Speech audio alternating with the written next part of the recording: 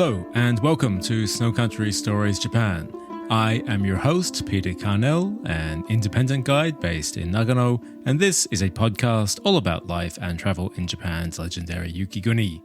We spend today in Nagano Prefecture, heading back into the mountains and on to Shiga Kogen Highlands, a UNESCO-listed Biosphere reserve, with photographer and nature guide Yokota Shinji. Shinji is a wonderfully talented landscape and nature photographer who regularly accompanies guests into the alpine landscape of Shiga Kogen. He provides nature tours, photography tours and workshops for both Japanese and English-speaking guests, and as such is an ideal person to accompany us to Shiga in this episode. Shiga Kogen Highlands sits within Joshinetsu Kogen National Park and will of course be familiar to many listeners as the ski resort of that name, Shiga Kogen Mountain Resort, is the largest ski resort in Japan, something we covered in episode 13 of the pod when I spoke with Olympian Rebel Zimikiel of Shiga International Ski School. If you haven't listened to that episode, make sure to go back and do so, as we don't go into conversation about the ski resort in today's chat. Today's conversation is all about the Biosphere Reserve. Shiga Kogen Highlands is one of 10 UNESCO Biosphere Reserves in Japan, a global system of reserves awarded that status in recognition of their biological diversity and as models of mutually beneficial relationships between people and nature. The sustainable use and conservation of nature underpins a program designed to facilitate learning and socio-economic development, including tourism, such as the tours and workshops offered by Shinji. Shinji's photography really is beautiful, so this is an episode for which you should definitely take the time to check his website, which is photoshinphotography.com. That's Photoshin photography. His Instagram handle is @photoshinphotography, and his YouTube channel is Photoshin channel, Photoshin channel. Links are of course in the show notes and on the episode page of the Snow Country Stories Japan website, that is snowcountrystories.com, and you can find the podcast on Instagram at Snow Country Stories Japan. Please make sure to like and follow us if you haven't done so already. It's late summer here in Japan, a time of year soundtracked by cicadas. The day I spoke with Shinji was a hot and raucous one, and from time to time you might hear those cicadas rise in chorus in the background of my audio. If anything, it adds a little flavour to the conversation. I hope you enjoy.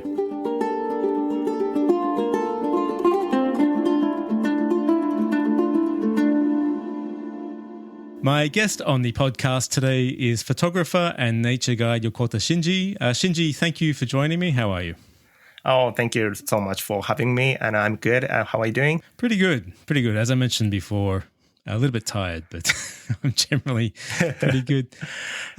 Shinji, like me, you're also based in Nagano Prefecture. May I ask, which part of Nagano are you living in? I'm living in Nagano City, which is located in the north of the Nagano Prefecture. And there's nothing in particular, but I'm surrounded by beautiful mountains and nature and easy to live. Actually, the Nagano City is a really good place for go anywhere. And it takes only 1 or 2 hours to go Northern Alps. And if I want to go to Tokyo, I take just Shinkansen. It takes only 1 hour and a half. Yeah, it's perfectly located. So it's just about 30 minutes outside of Nagano City. Is that correct? But you're really close to the nearby mountains, including Shiga Kogen that we're going to talk about today. And as you mentioned, the North Alps over to the west. So Shinji, you're both a nature guide and a photographer. So let's start with your photography. May I ask, how long have you been working as a photographer, and how would you describe your photography to someone who has not seen it? Yeah, actually, I've been working for as a photographer for 6 years now. Yeah, 6 years. And before become photographer, I was a registered nurse. It's totally different job, and I worked in a hospital. I worked for 7 years in total. During my time as a nurse, I spent most of my day off for landscape photography. So naturally, after that, I became a landscape photographer full-time job. Okay, that's very interesting. May I ask about that? I wasn't aware that you were previously a nurse. How long did you do that? And may I ask, why did you make the career change? I like that job, actually. I really love to talk with patient in hospital. I really love to talk to the people, but I truly loved to be in the nature. So I wanted to be in the nature more and more.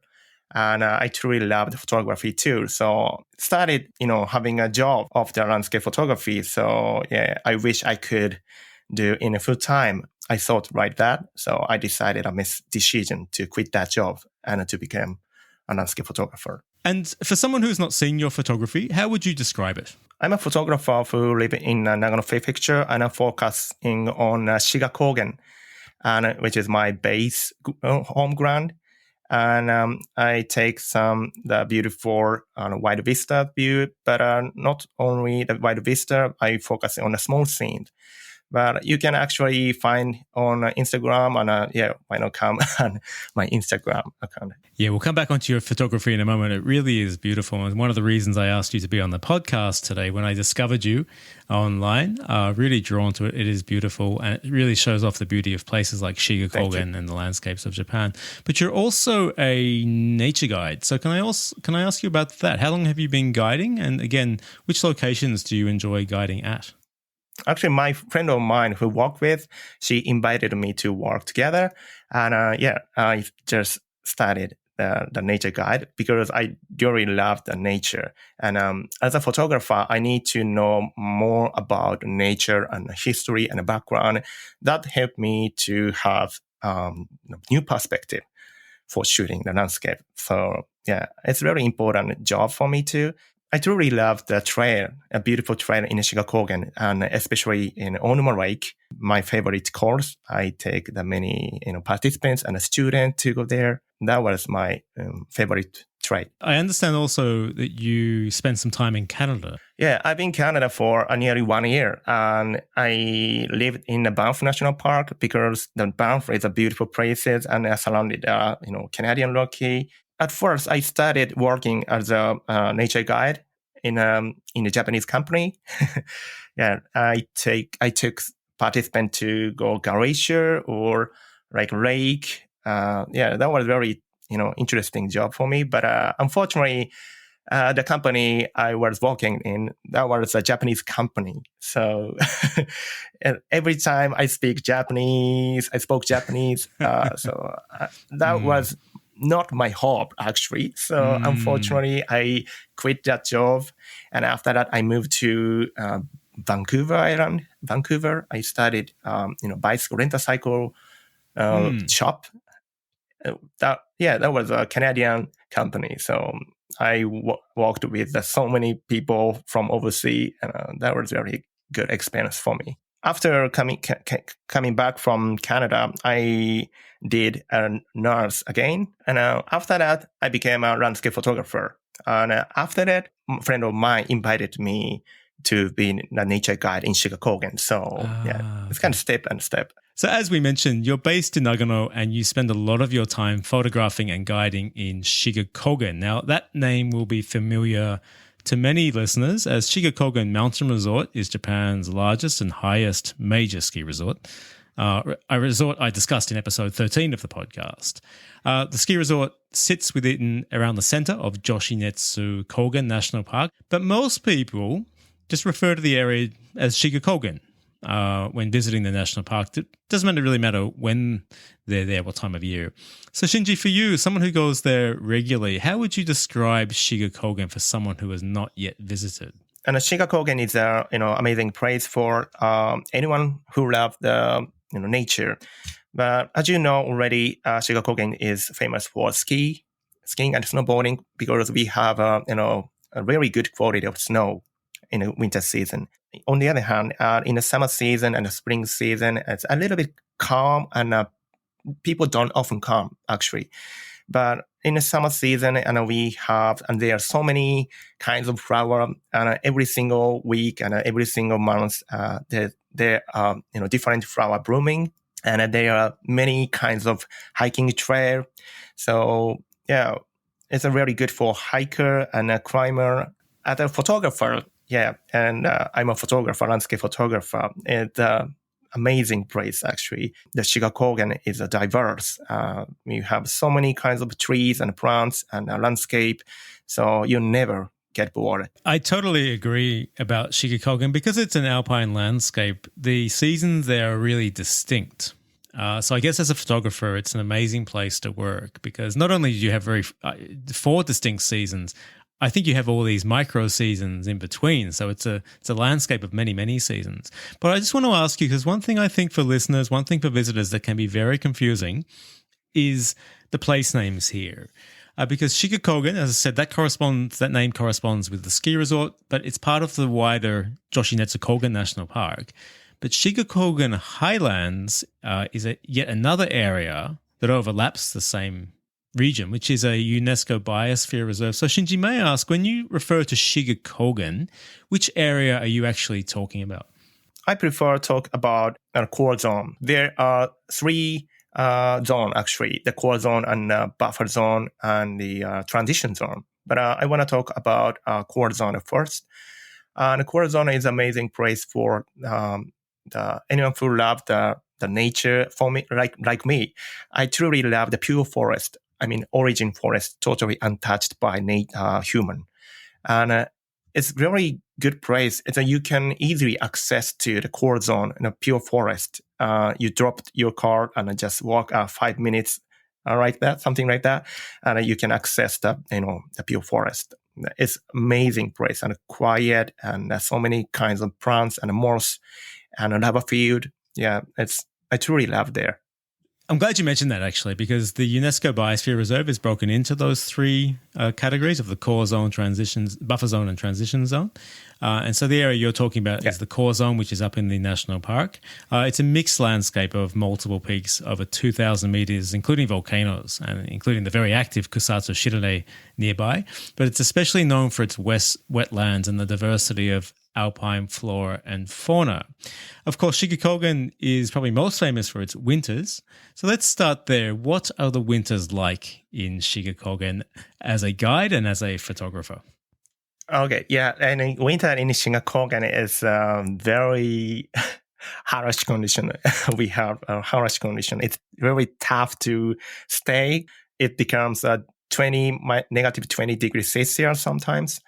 And it's very windy on top of the mountains. But on the other hand, we have a very good quality of snow. It's, I think, better than Hakuba because Shiga Kogen is located a little bit away from the Japan Sea, so we have a dry snow. So what we call Japan. But I truly love the landscape in the winter too. Everything covered with snow, and everything becomes simple.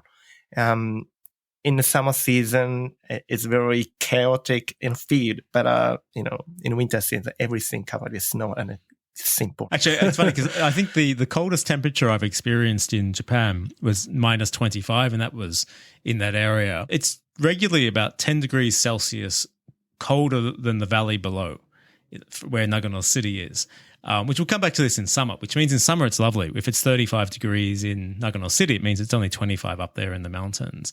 But I understand, Shinji, that in the winter that you guide snowshoe tours in Shiga Kogen. Yep. So could you talk to me about that? For example, where do you take guests and who are those tours suited to? Yeah, it depends on how the participants' ability. Ability. We ask them how can they walk, and so after that we decide where to go. And most of the time, we take the Nagaike Pond, which is in the core zone, near the core zone. So you can actually walk on a pure forest in snow. And which is very nice experience for them. Anyone can join, even if the participants, try snowshoe first time. It doesn't matter. They can join. Yeah, fantastic. And then let's move from winter into the spring and summer. How would you describe spring and summer in Shiga Kogen? And are there particular highlights, areas that you'd like to take your guests to? comparing to the winter and autumn season, autumn season is definitely we have so many people because many people love to see the autumnal color, koyo. And winter season, we have so many customers and participants, who love the skiing and snowboarding. But on the other hand, summer and spring, it's kind of quiet season because it's very hot or the people tend to think there's nothing to see. But for me, that's spring and summer season is very beautiful season because I can feel the quiet atmosphere because there's no one in the in the daytime. But there's a small, like flowers and a small fresh green, which is my favorite in the spring season. And there are so many things to see. We have so many options for hiking. And the summer season definitely good for hiking because in the downtown, it's very hot, like, over the 30 degrees Celsius. It's it's very hot. But on the mountain, it's very cooler than the downtown. It's like a 20 degrees Celsius. It's very easy to walk and comfortable. Totally agree with you. I mean, just the temperature alone is a reason to go. It's so much more comfortable. Yeah. That's the biggest reason, I think. yeah, for sure. I mean, they should advertise that so much. But in summer, are there particular trails that you like to walk along for your photography or guide your guests on? Do you recommend particular trails in Shiga Kogen? There's so many options, but my favorite trail is actually the Onuma Ikemeguri, Onuma Lake Trail. And the distance, the Onuma Lake course is like a 10K, less than 10K, I think. It takes only 5 hours walk, and that is very easy to walk, actually. And another one is Shizen Tansho course. That course is amazing, actually. The trail starting from Kido Lake, you're going to pass through the wetland and the virgin forest and a ski area, and finally come to Yamano Eki. That is the destination.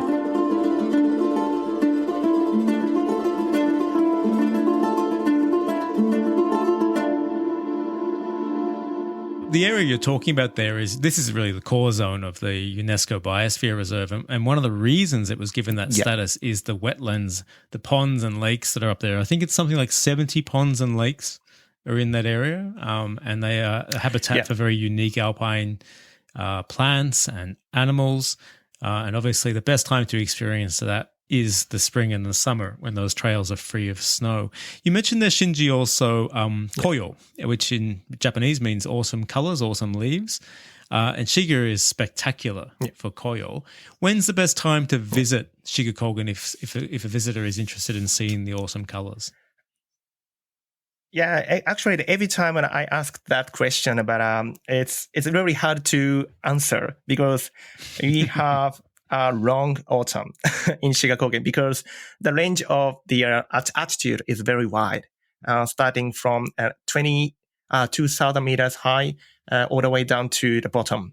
So you can enjoy autumnal color for 2 months, nearly 2 months, starting from the end of September to the middle of November. My opinion, the end of October is the best because the color is not bright that much. Some of the beech trees becomes a brownie. It's like a red wine. So that is my favorite color, actually. Yeah, this is you talking as a photographer, right? Because I previously interviewed a photographer who I think you know, Mark Davis, and he mentioned something similar. Yeah. That as a photographer, the peak really? koyo, I remember. Isn't his favorite time because he said it's a bit overwhelming for the camera. He prefers that later autumn period, the colors exactly that you're talking about. Yeah. So as a photographer, I don't mean that I don't like the bright colors.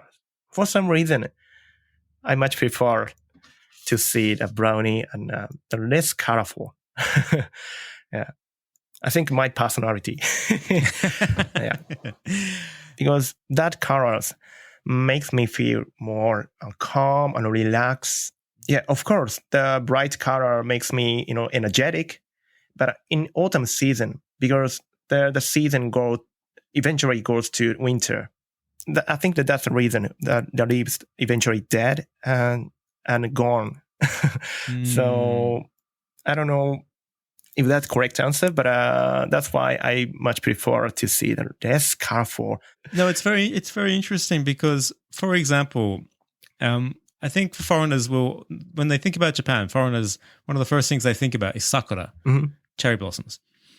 And for Japanese, obviously, sakura play an important role. And my understanding for Japanese, one of the reasons that sakura are so important is because they're very beautiful, but they're very fragile, and they're only there for a very short period of time. And it's what they represent, because they're very fleeting. They disappear. They represent life. It's very beautiful, but very short, and it passes. And maybe what you're saying there, Shinji, about you like that later stage of the koyo when the colors have passed their peak, and it's decaying. It's transitioning, transforming into something new. It's dying, but through that something else emerges. Maybe it's a similar feeling to what sakura represent in Japan. To be honest, I don't have that kind of feeling when I see the sakura. It's I'm sorry. You shut me down. Yeah. But I think that it's familiar to me. I think actually I don't often take the sakura. Actually, it's funny for some reason. Interesting. For some reason, I don't know, but of course, in a spring season I take some sakura's photo. I don't have much passion about taking sakura because sakura is just for watching. Yeah, sakura for me it's like fireworks. Yeah, I don't shoot fireworks that much. Yeah, because it's a festival. It's too familiar to me, and sakura is also it's the similar feeling. I prefer the sakura in a wild, higher mountain. Yamazakura? Yamazakura, Yamazakura. I truly love Yamazakura. It's a very natural way they are reading. There's a big difference. There's a huge difference. Let me just jump in there. So for listeners, just to explain what you're referring to there, Shinji, when people think about sakura, they're often talking about the Yoshino, which is the classically 5-petal. Somei Yoshino. Yeah, which has been cultivated. And they're very fragile and they fall off the tree very easily. The Yamazakura, and they're typically white. Or possibly always white. The Yamazakura, which means mountain sakura, are wild. They're much larger and much more robust. They have about 20 petals on the flower, and there's a variety of colors. They're from pinks to reds, really beautiful. But because they're stronger flowers, they stay on the tree a much longer time. And I totally agree with you that I think the Yamazakura are more beautiful than the Yoshino.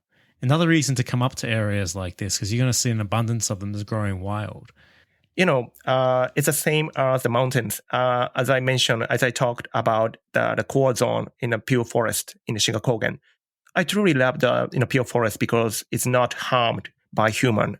It's totally untouched by human. It's the same. The sakura, Tomei Yoshino, is a kind of under control, right? They are under control, but Yamazakura is totally pure and naturally they are living in the wild, and that makes me more, excited, and that kind of things moved my mind, my heart. There's a similarity between the forest, pure forest, and sakura. And that's reflected in your photography, something that we'll come onto in a moment. Just before we do, though, I just want to jump back onto the UNESCO Biosphere Reserve, because as we've discussed, it's made up of those 3 zones. The first is the core zone, which is around Mount Shiga itself at around 2,300 meters, what you've been referring to there. The buffer zone that extends to the north, south, and west, and that accounts for a large part of the national park and ski resort. But also, and I think really interestingly, the transition zone, which goes down into the foothills of the mountains and includes rural villages and farmlands, places that people are living. So no need to get too far into the detail of how those zones work. But what I like is the fact that the landscape is tied to these living communities below. And that has a positive message in it, in that it envisages a positive relationship between humans and nature, which I think is fantastic. So I just want to ask you, Shinji, like, for you, what do you see as the future for Shiga Kogen? And what are its biggest challenges and opportunities? Yeah, it's a very difficult question for anyone who are walking in a Shiga Kogen, and for me too. In a Kamikochi or Fuji Mountain, it's over tourism is become a big problem nowadays. I think that it's happening all over the world. It's not only Japan, and the Shiga Kogen is relatively calm at the moment. Even the autumn season, we have so many people, but still calm and quiet environment. And in the future, I think many people will come because in past few years, I've felt like more and more people come to Shiga Kogen. It's obvious, actually. So I think that in the future, nearly 2 or 3 years, I think that so many people come and maybe over tourism is coming. So that's I need to focus on. We need to focus on before something is going wrong.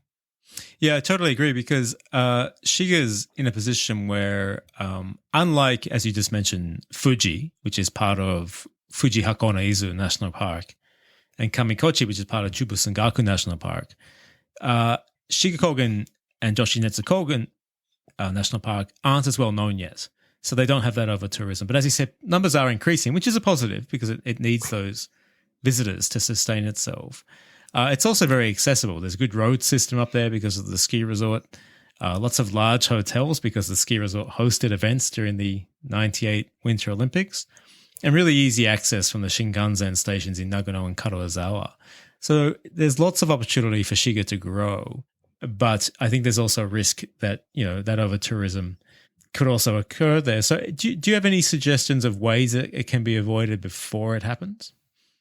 The one thing that we can do is, share about the beauty of nature and history and background about the Shiga Kogen to the people who want to come.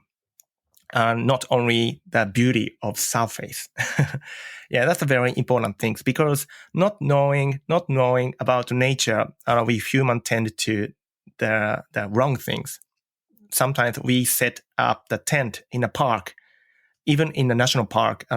I've seen some people setting up the tent in a park and throw away the trash and make a mess, which is so sad. And if you try to understand the nature, you're not gonna do any bad things to the nature. You're gonna have the feeling, or you're gonna have idea to protect, treat that place. One of the reasons I think over tourism is such an issue around the world at the moment is Instagram.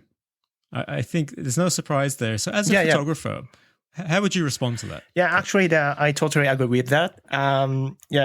Of course, I'm using Instagram now to show my artwork to the audience, the viewer.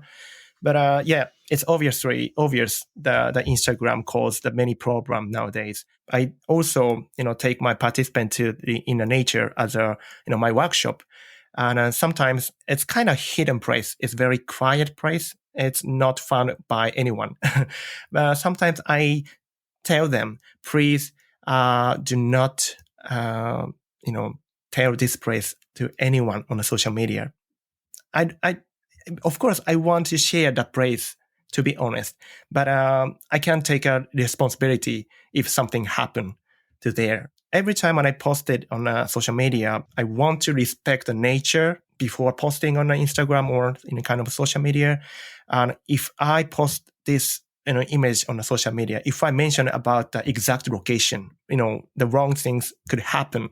Every time I stop 1 second and think about it, imagine. And after that, I post it. And every time I post it on Instagram, I add subtitles, my story. The reason why I doing this is if people just watch the picture, where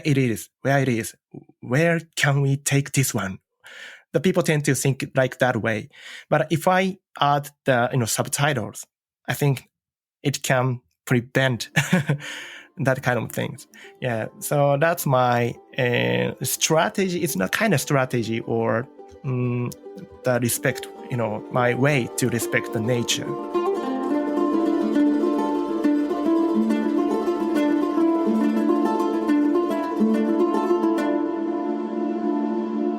Shinji, I'd like to move on to your photography and start by asking, as a photographer, of course, what equipment do you use? Okay, yeah, I'm using a GFX from Fujifilm. I used to use the Nikon, but I've completely shifted to Fujifilm system. Was there a reason for that? Why did you make the change? Yeah, actually, the camera GFX has the bigger sensor than any other camera has.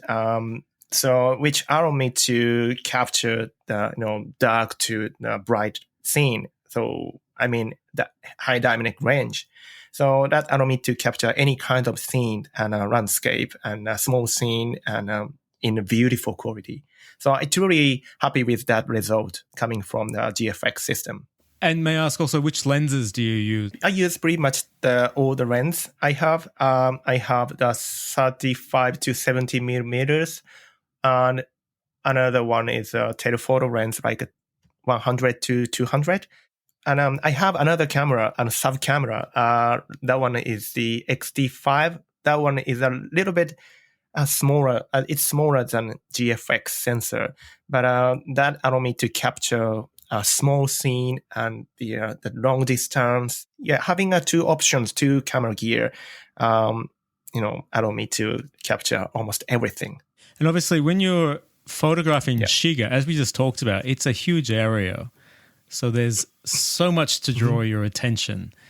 What interests you most when you're photographing in Shiga? What draws your attention the most? What are you interested in capturing? And the Shiga Kogen is it's diverse, as I said before. Of course, there are a wide vista landscape if you go on top of the mountains, like Yokota Yama. But if you go down to there in a forest, a dense forest, it's kind of a chaotic landscape in a forest scene. It's really, interesting and excited to simplify those chaotic scenes.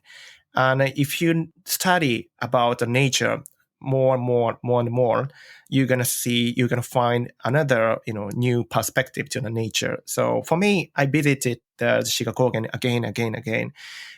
The reason why I'm doing that is every time I find new things, new feeling, and a new perspective, even in the same area, same zone, in a different season, it's totally different.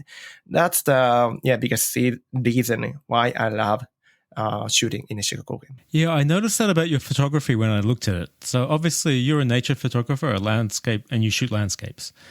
But you don't seem, and correct me if I'm wrong, but you don't seem to focus on panoramic views, vistas of mountains so much.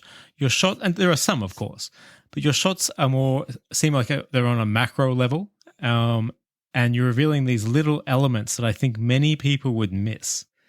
So is that correct? And why do you choose to shoot that rather than the typical shots of these beautiful mountain ranges? And actually, I truly love the wide vista. So every time I go to the Northern Alps, I gonna take the wide vista shot.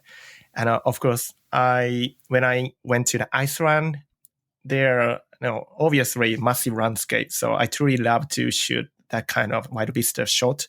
But in Shiga Kogen, my perspective has been changed a little bit compared to a few years ago.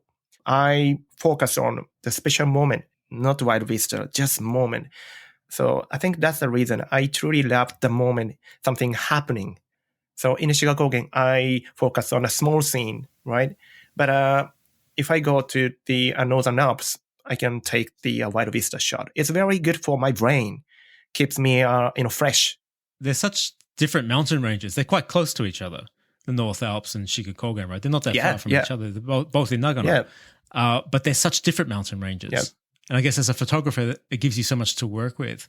You just touched on seasons there, Shinji. So may I ask, do you have a favorite season? Yeah, my favorite season actually winter.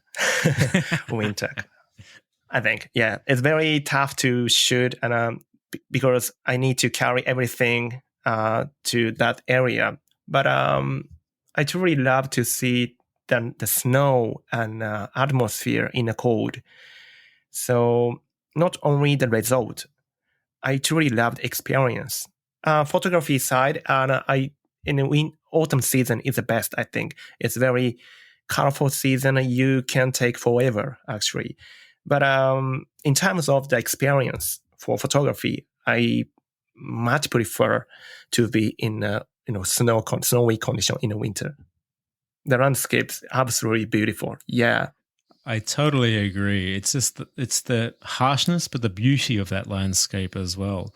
And one thing I noticed looking at your photography is that you really show that interaction of the landscape and elements such as the snow, the rain, the kind of rushing water of rivers, ice and fog. So, for example, I was looking through your portfolio, and there were shots, for example, single stones encased in ice, and the ice around the stone almost looks like tree rings growing out from it.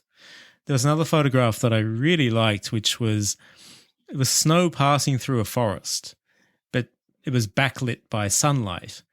So the snow almost looked like a ghostly figure by itself moving through the forest, extremely still.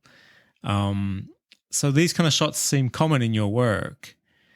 And again, may I ask, obviously you're drawn to that. So by shooting those types of scenes, what does that for you? What does that say about these landscapes? What are you trying to reveal to people? Yeah. So actually, I don't aim to photograph Shiga Kogen like or Japan like. I want to put my soul, put my feeling into the picture, not my style. So I don't need to mention about the place where I shoot. So I more focus on my emotional feeling, and I just simply put that kind of things in one picture. Yeah, by using the element in the nature. As a photographer and a guide, you offer photography tours and nature guiding here in Shiga Kogen. So if a listener was interested in contacting you about guiding, how can they do that? I don't have an English website at the moment, but I will make the website for English. Yeah, just come over my Instagram and send me a DM. Yeah, in English, totally fine. I'm going to send back to, with some information about my workshop and a tour. And what kind of photography tours do you provide, and what type of traveler, what level of photographer can you assist? My workshop have a wide range of participants from in 20s to 90s, so almost everyone can join my workshop. The participant don't have to be a professional. It's just, the beginner, totally welcome. Any kinds of skills, any kind of, stage, I'm totally happy. Show you guys around the beautiful place and how to take pictures, how bring out your emotional feeling, to the nature. And I can help you. I want to repeat this. Something I really like about the photography, your photography, is that you're revealing a very different side of Japan. It's not the typical thing that if you've never been to Japan before, it's not what you're expecting necessarily. But I think that the story you're telling through your photography of landscape, because in the end, all countries and cultures are products of their landscapes. I think you're revealing really what is elemental about this country, which I think is fantastic. On that note, you also have a YouTube channel with some excellent videos on there. So can you tell me about that? What's your YouTube channel called, and what can people expect to find there? I've working on YouTube channel for nearly 6 years now. And the reason why I started YouTube channel was I want to tell the viewer the story, the background story, not only the pictures. Every time I see the picture on the social media, there's no story. Most of the time, there's no story behind. Just only the pictures, and swipe and again. It's really fun, but I thought I want to know a little bit more about the background. So that's why I started that channel. It's a very good way to show viewer, a about my work and my feeling and emotional things. I hope through my channel, the people get more motivated, go outside and take a photograph. I truly love doing a YouTube channel because I always can be, honest, and I can be free. I know what you mean. It's one of the reasons I do this podcast. I'm not sure if anyone likes it, but I can express myself through it, what I find interesting. So I really enjoy doing it. Maybe it's a similar experience. What is the name of your YouTube channel? What is the name of your Instagram? What is the name of your website, please? Okay, yeah. My YouTube channel is Photoshin channel. Photoshin represents for photo means just PH word normally, but I changed to the FOTO because FOTO? I want to be free. Yeah, FOTO, not PHO, because I want to be free. So FOTO that's the reason why I changed the spell. SHIN, Photoshin channel. Yes. Yeah, channel. Yeah. And my Instagram account, Photoshin Photography. Yeah, Photoshin Photography. And my website is the same, Photoshin Photography. And as you mentioned, the best way if someone wants to contact you is to DM you through Insta. Would that be the easiest way? Yeah, Instagram is much better, I think. Yeah. In the future, I'm gonna make my website for English with English subtitle. So yeah, but for now, Instagram. That leads me to my final question for you. As a photographer, as a guide, what are your goals for the future? What are you looking to achieve in the coming years? Yeah, it's very important question. Every time I talk to myself, that kind of question, actually. Yeah, but my goal is not very big and massive, but it's very simple. So my goal is continue with the passion. That's my goal. Strive to, maintain my curiosity about nature and continue to develop new, perspective. That's my goal. I want to be honest and I want to express my feeling and emotion. Sometimes it can be very difficult to be, it can be difficult to be, honest because there's so many photographers out there. It's very competitive at the moment. So, losing yourself easily. But my goal is, continue to with the passion. That's quite simple. Well, for what it's worth, I think you're well on that path. Your photography is beautiful. And I think what you're doing here reveals a side of Japan that I want to reveal through this podcast. And I hopefully our chat today brings more people to you. I really encourage anyone listening certainly to get onto your Insta, to your website, to your YouTube, have a look at your photography. And please, if you are thinking of coming over this way and you're looking for a guide in that area that's going to reveal a really different side, beautiful side of Japan without the crowds of Fuji and Kamikochi and other places, then you're certainly someone to speak with. So Shinji, I want to say a very big thank you for making time to speak with me. And I hope in the future, maybe we can find a reason to have you back on. We live very nearby. So let's, at the very first thing, let's find a reason to catch up. And we'll go from there, mate. So all the best. Thank you. Thank you so much for having me. I truly enjoyed this conversation. I hope we see you soon.